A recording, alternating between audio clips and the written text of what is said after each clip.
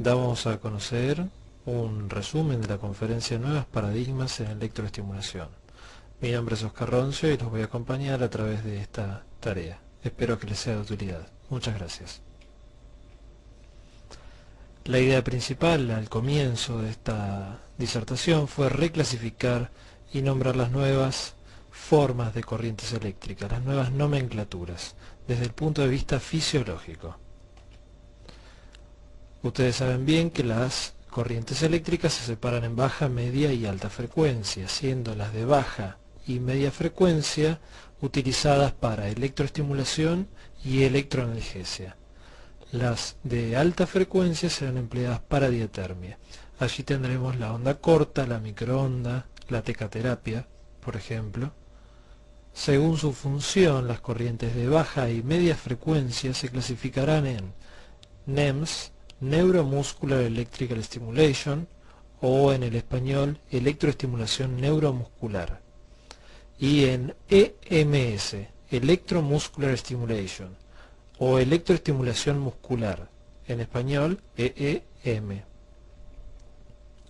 ¿Cuál es la diferencia entre un tipo y la otra? Bueno, vemos que en la primera, aquí, el nervio se encuentra indemne, ¿sí? Neuromuscular. El paciente puede realizarlo perfectamente en forma domiciliaria porque no tiene riesgos prácticamente, dependiendo del tipo de corriente. En neurología se lo emplea para lesión de primera neurona, ya que la cronaxia es bien corta, y se lo utiliza en atrofias musculares y todo tipo de afecciones sin compromiso nervioso para ortopedia y traumatología. En cambio, en la electromuscular stimulation, el nervio está lesionado, por lo tanto, la cronaxia será muy superior. El paciente no puede realizarlo en forma domiciliaria sin una gran asesoría por parte del kinesiólogo y con un control muy estricto.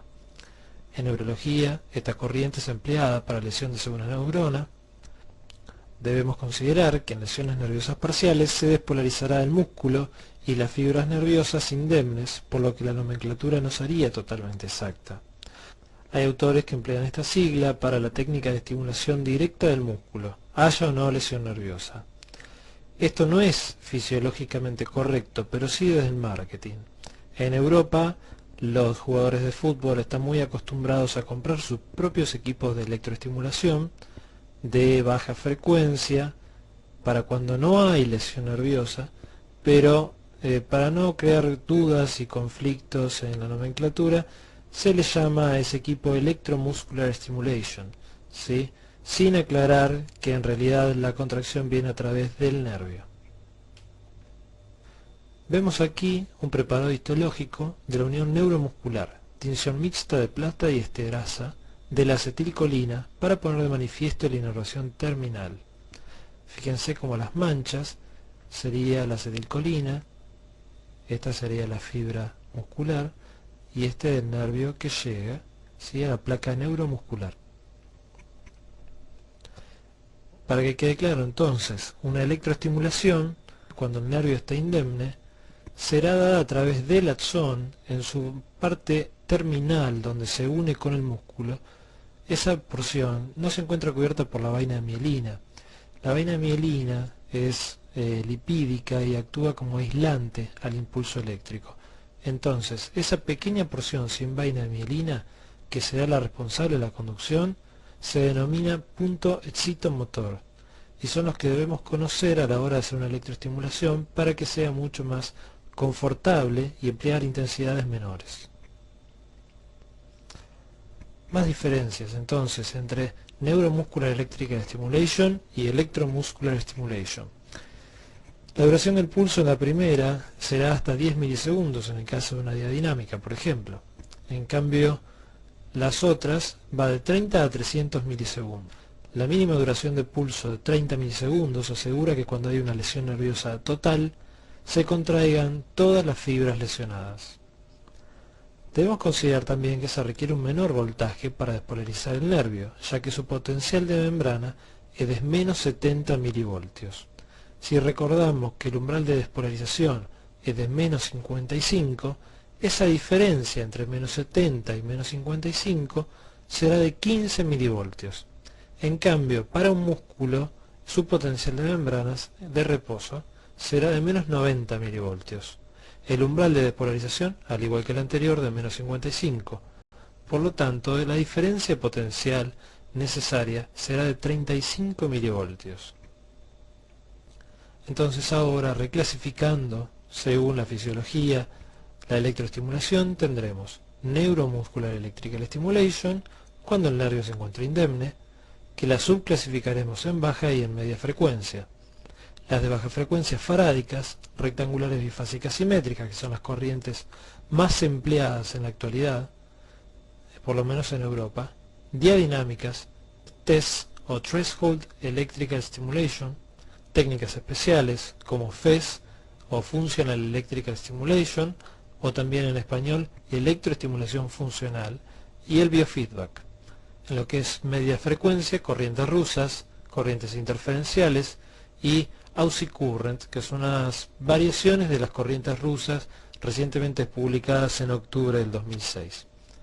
En Electromuscular Stimulation, cuando el nervio se encuentra lesionado, vamos a tener corrientes rectangulares, trapezoidales, exponenciales, triangulares y bipolares desfasadas.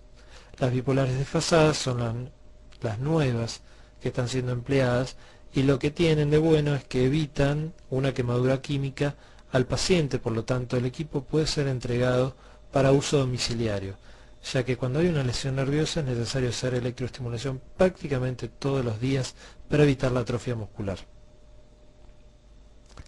La importancia de la forma y la duración del pulso. Debemos considerar que a mayor intensidad voy a estimular las fibras más dolorosas, o sea, a mayor intensidad, más molestia. También sucede lo mismo con el ancho de pulso. A mayor ancho de pulso, la molestia será mayor. Si yo considero hasta 1 o 2 milisegundos, voy a estimular a la fibra beta. Si sigo aumentando la duración de ancho de pulso, será muy probable que la sensación sea de picazón, sobre todo si son corrientes unidireccionales. Y si aumento más todavía el ancho de pulso, estimularé la fibra C, las que son responsables de la transmisión de los impulsos álgidos, del dolor. Vemos aquí una duración de la primera fase de una corriente farádica. Sería esta parte del oscilograma. Vemos que tiene 8.96 milisegundos, una duración bastante importante. Y si consideramos todo el ancho de pulso, considerando la fase positiva y la negativa, durará casi 40 milisegundos, 39.79 milisegundos. Esto implica que este pulso farádico es sumamente molesto, no es compensado, tendrá desequilibrios, traerá desequilibrios químicos, y además el paciente no lo tolerará. Vemos ahora una comparativa en la duración de los pulsos comúnmente empleados. Este gráfico se encuentra en escala real. En la línea roja tenemos un pulso de corriente diadinámica de duración de 10 milisegundos, que por lo que estudiamos hasta el momento deberíamos prácticamente quitarlas de lo que es electroestimulación y dejarlas solamente para electroanalgesia, y solo en casos específicos. En verde vemos un pulso farádico, incluso más corto de lo que se vio recién en el oscilograma, y en azul un pulso rectangular bifásico simétrico, muy pequeño. La primera parte del pulso despolariza el nervio, la segunda recompone el estado químico de la zona.